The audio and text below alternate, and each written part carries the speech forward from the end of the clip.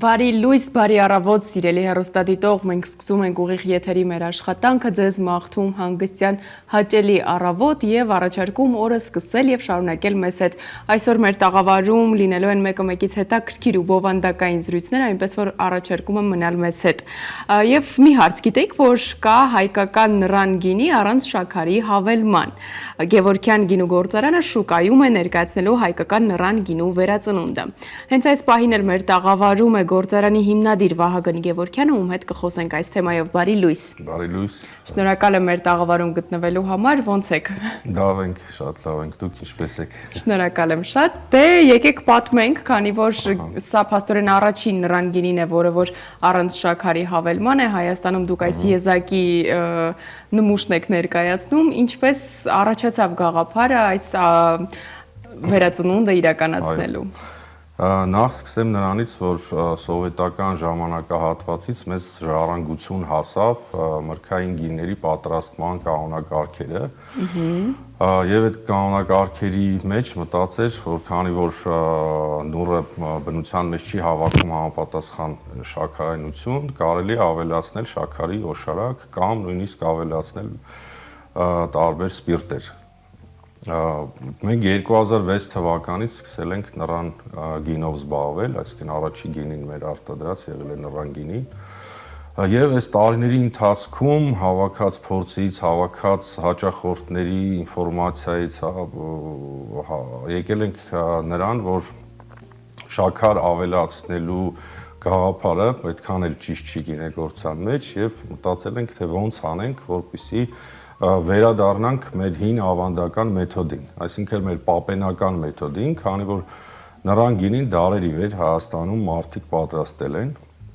Այդ մասով նույնիսկ կա հիշատակումներ Մատենադարանի ձեռագրերում, Սասունցի Դավիթ էպոսում կա նշված դրա մասին, որ Սասունցի Դավիթը խմեց 40 տարվա հնեցման նռան գինին եւ գնաց կռվելու Մսրամելիքի հետ։ Նաև նշեմ, որ հեթանոսական ժամանակահատվածում նռան գինին հեթանոսության ավանդույթների մեջ շատ է օգտագործվել եւ ինչպես հիմա քրիստոնեության մեջ կարմիր գինին համարվում է Քրիստոսի արյունը, այդ հին ժամանակահատվածում նռան գինով կատարել են զոհաբերություններից առաջ լվացվել է զոհաբերության սեղանը եւ նոր կատարել են զոհաբերություններ։ Եվ ժողովրդի մեջ բավականին տարածված է եղել նռան գինու պատրաստումը։ Մեր հնեաբաններից, ճիշտ ասած չեմ հիշում անազգանունը, ուներ մի հոդված, որտեղ նշված էր, որ երբ որ 301 թվականին քրիստոնեությունը Հայաստանում ճանաչվեց պետական կրոն, արգելվեց ժողովրդին նռան հետ գործ ունենալ, որպեսզի իրենք մոռանան հեթանոսական ավանդույթների մի մասը, եւ մոտ 300 տարի, 350 տարի Հայաստանում արգելված է եղել նռան գինու, նռան հյութի պատրաստումը, եւ ասում են, որ առաջի մերձեցումը եղել է Զվարթնոցի տաճարի քանդակների վրա պատկերելով խաղողի հետ նուռը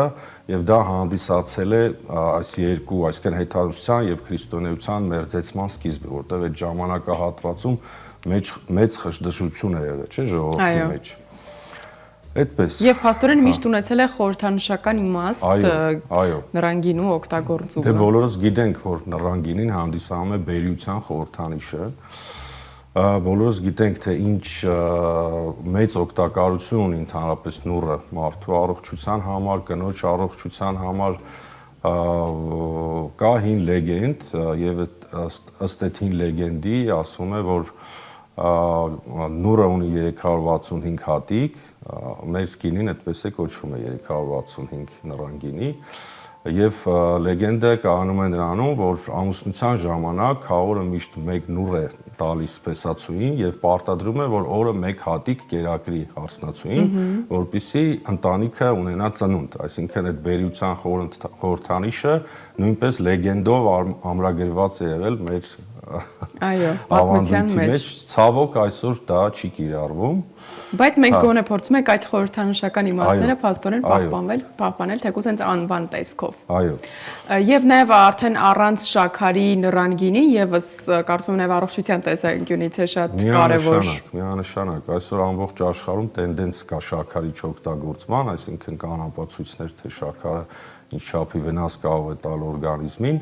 եւ ինչու՞ չէ մենք վերադառնանք մեր արմատներին, վերադառնանք մեր հին գինեգործությանը, այդ ժամանակահատվածում բոլորիս էլ պարզ է, որ շաքարի արտադրություն չի եղել, հա, եւ մեր պապերը գինին պատրաստել են առանց շաքարի։ Մենք փորձեցինք վերածնել այս գաղափարը, ահագին երկար ժամանակ աշխատեցինք դրա վրա եւ կարծում եմ ստացվեց, հաճախորդը կգնահատի։ Եկեք պատմենք հենց այդ պատրաստման ընթացքը, որտեղից եք նուռը հավաքում, մթերում, ինչ փուլեր եք անցնում, կարծում եմ հեռուստադիտողին եւս հետաքրքիր կլինի լսել։ Այո, ասեմ, որ Հայաստանի լավագույն քաղցրահամ նուռը աճում է Նռնաձոր գյուղում, Մեղրի շրջանի Նռնաձոր գյուղը, որը հիմա գտնվում է մի կողմից Ադրբեջանի սահմանամերձության մեջ, մյուս կողմից Պարսկաստանի, այսինքն բազմաչարչար միջանցքի վրա է գտնվում, այնտեղ 450 մետր է ծովի մակերևույթից բարձրությունը, շատ լավ հողեր են եւ նռան մեծականակ այգիներ կան դրված, այդ նուռը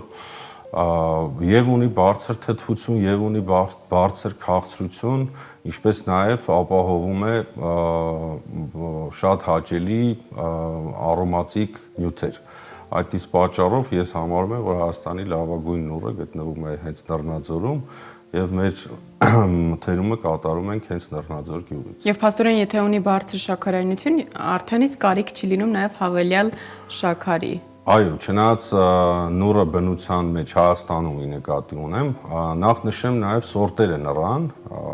մեծամասամբ Հայաստանում աճում է թագավորած նուռը, այսինքն սորտի անունը հենց այդպես է թագավորած։ Բնության մեջ նա հավաքում է մոտավորապես 15-16% շաքարայնություն, որը մեզ ապահովում է ունենալ 9% ալկոհոլ։ Այսինքն մեր նռան գինին ցածր ալկոհոլով է, որը նույնպես բարենպաստ է։ Այսօր ամբողջ աշխարհը գնում է ավելի ցածր ալկոհոլով գինիների օգտագործման, այսինքն մենք վերադառնալով մեր արմատներին նաև եկանք այսօրվա տենդենսների մեջ աշխարհի գինեգործական։ Իսկ այս միտքը վաղուց եք ունեցել, թե հենց այսպես հանկարծակի է ձեզ մտածել։ Միտքը վաղուց է եղել, այսինքն շատ երկար տարիներ եմ աշխատել նռան գինու վրա եւ նռան գինու յուրահատկությունները բացահայտելու վրա։ Ուստեղ շատ կարևոր նյուանս կա, ընդհանրապես միջազգային գինեգործության մեջ գինին համարվում է, որ պետք է լինի խաղողից։ Եվ հիմնական աշխատանքի սկզբունքը մեր եկել է նրա, որ մենք ստեղծենք հայկական ազգային խմիչք, որը ունենա առանձին անուն։ Մեր խաղաղագործության եւ գինեգործության հիմնադրամի հետ համատեղ նույնպես աշխատում ենք այդ ուղղության վրա, որպեսզի կարողանանք որոշենք թե մեր խմիչքի անունը եւ թե տեխնոլոգիապես կարողանանք կապակցենք եւ աշխարհին ցույց տանք, որ մենք օրինակ ինչպես Մեքսիկան ունի տեկիլա, մենք էլ կարող ենք ունենալ հայկական նռան ալկոհոլային ըմպելիք, որը կունենա իր արդեն արտոնագրված անունը։ Աշխարհին կներկայացնենք մեր նռան գինին որպես առանձին խմիչք։ Քանի որ արդեն շուկայում կա մոտ 1 ամիս եւ ավելի, ինչ արձագանքներ եք արդեն իսկ հասցրել ստանալ։ Բոլորին դուր է գալիս, շատ բարձր գնահատականներ ենք ստանում, մեծ կանանց կողմից ավելի շատ գովասանքի ենք արժանանում։ Հետաքրքիր է։ Նշեմ նաև մի փոքր փորձ եմ ունեցել այն մասով, որ նռան գինին, քանի որ համարվում է բերության խորհրդանիշ, նաև կնոջ օրգանիզմի համար է շատ օգտակար, եւ եթե կան ընտանիքներ, ովքեր երեխա ունենալու հետ խնդրեմ են ունենում, կարող են վստահել այդ լեգենդին, վստահել այդ խմիչքին, ունեցել եմ այդպիսի փորձ, այո, ընկերոջս հետ կապված կար տեսակ խնդիր, եւ մոտավորապես 30 լիտր ես տվեցինք, ամեն օր կինս սկսեց մեկ բաժակ խմել եւ ունեցան զավակ։ Փաստորեն այն ինչ պատմում են ճիշտ է։ Այո, ես կարծում եմ Հերոստատիտող հաշվի առեք եւ փորձեք, եթե կարծում եք, որ կա այդպիսի խնդիր։ Կան բժշկական ապացույցներ, ես հոդվածներ եմ կարդացել, հիմնականում կարծում եմ այդտեղ խնդիրը հանդիսանում նրանում, որ նրան գինու մեջ թթվությունը ավելի բարձր է, քան սովորական գինու մեջ, ու այդ թթուների մեջ կան տարբեր թթուներ, այսինքն մի տեսակ թթու չէ, խնձորաթթու է, լիմոնաթթու է, եւ այդ թթուների համակցությունը հավասարակշռում է կնոջ օրգանիզմի թթվությունը, որը բերում է պտղաբերության։ Ահա թե որտեղ է գաղտնիքը։ Գիտեմ նաև, որ դուք ձեր գինիները արտահանում եք տարբեր երկրներ, եկեք նաև խոսենք այս մասին, ինչպես եք փորձում արտասահմանյան շուկային գրավել։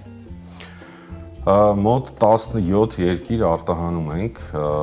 ոչ միայն մեր նռան գինիները, ինչպես նաև խաղողի գինիները, հիմնական արտահանման շուկաները գտնում ենք ցուցահանդեսների միջոցով, էլի նույնպես նշեմ մեր խաղողագործության եւ գինեգործության հիմնադրամի աջակցությամբ մասնակցում ենք աշխարհի լավագույն ցուցահանդեսներին տարբեր երկրներում, մոտ 1 ամիս առաջ վերադարձել եմ Ճապոնիայից, փորձում ենք նոր պայմանագրեր կապել Ճապոնիայում։ Այդ ցուցահանդեսներից նոր հաճախորդներ ենք ձեռք բերում եւ սկսում ենք արտահանել։ Ու ասեմ, որ շատ ավելի մեծ հետաքրքրություն ունի միջազգային շուկայում հենց հայկական նռան գինին, քան խաղողի գինիները։ Իսկ դա գալիս է նրանից, որ խաղողի գինիների շուկայի մեջ մրցակցությունը բավականին մեծ է։ Հա։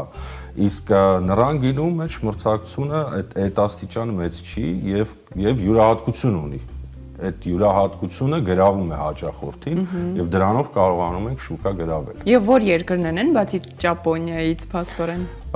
Ներկայումս շատ լավ վաճառքներ ունենք Ամերիկայի Միացյալ Նահանգներում, նույնիսկ մեր նռան գինին վերջերս մտավ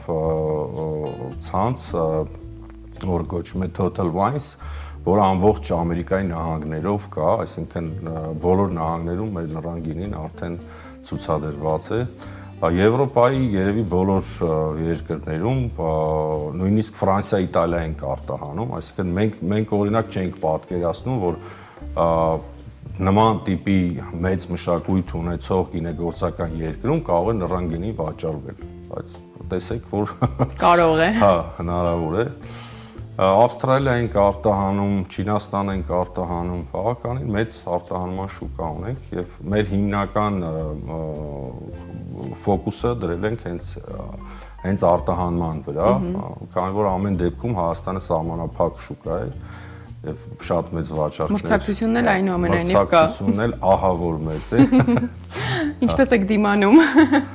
Շատ դժվար, նշեմ ինչի համար, քանի որ Հայաստանում դեռևս տնտեսական մրցակցության հիմքերը դեռևս լիովին պաշտպանված չեն իմ կարծիքով ու ոչ բարեկիրթ մրցակիցներ կան, որոնք խանգարում են ազատ մրցակցությանը։ Դա բերում է նրան, որ բարդանում է Հայաստանի շուկան եւ ամեն դեպքում փոքր է։ Հայաստանում հաճախորդների քանակն էլ է շատ քիչ եւ նաեւ մենք դեռևս օղի խմող շուկա ենք, դեռևս, չնայած տենդենսը շատ մեծ արագությամբ զարգանում, այսինքն մարդիկ հասկանում են, որ գինին շատ ավելի առողջարար է եւ պետք է ոչ միայն խմեն խնջույքներին գինի, այլև դարձնեն ամենօրյա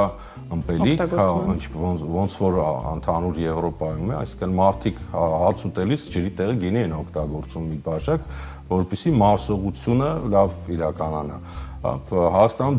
դեռևս այդ մշակույթը չկա, բայց մենք բոլորս ընդհանուր գինեգործներով շատ միամուռ ձևով նաև աշխատում ենք այդ մշակույթի զարգացման վրա։ Այ դա է ուզում հարցնել, թե հայաստանյան գինեգործները ինչպես են փորձում փոխգործակցել միմյանց հետ, գուցե խորհուրդներ, հետաքրքիր քննարկումներ տեղի ունենում են հաճախակի։ Իհարկե, Հայաստանում գինեգործությունը երևի այն ոլորտներից, միակ ոլորտներից այն մեկն է, որը որ շատ ջերմ է միմյանց հետ։ Այդ ջերմությունը նույնպես գալիս է նաև մեր հիմնադրամի գործունեությունից, այսինքն հիմնադրամի ստեղծումով մենք սկսեցինք ավելի ջերմանալ իրար հետ, հետո ստեղծեցինք ասոցիացիա եւ նույնիսկ ամենօրյա շփում ունենք եւ մենք իրար մրցակից այդ աստիճան չենք դիտարկում, քանի որ մեր խնդիրը աշխարհի շուկան գրավելն է, ոչ թե Հայաստանում միայն վաճառելն է։ Եվ որպես գինեգործ, գինեգործության մեջ վաղուց արդեն տասնյակ տարիներ եղող մարդ, կարող եք ասել, թե ինչպես պետք է հասկանանք գինի համտեսելիս, որն է լավ գինի եւ ինչպես պետք է համտեսել գինին։ Գիտեմ, որ կանոններ կան։ Այո, բայց կա նաև մի շատ չգրված կանոն գինեգործների մեջ, մենք միշտ ասում ենք լավ գինին, դա այն գինին է, որի շիշը դատարկ է։ Այսինքն, եթե դուք խմեցիք ամբողջությամբ շիշը, այդ նշանակում է ձեզ դուր եկավ, դա հենց լավ գինին է։ Կամ ուղղակի սերուն են խմելու հետ։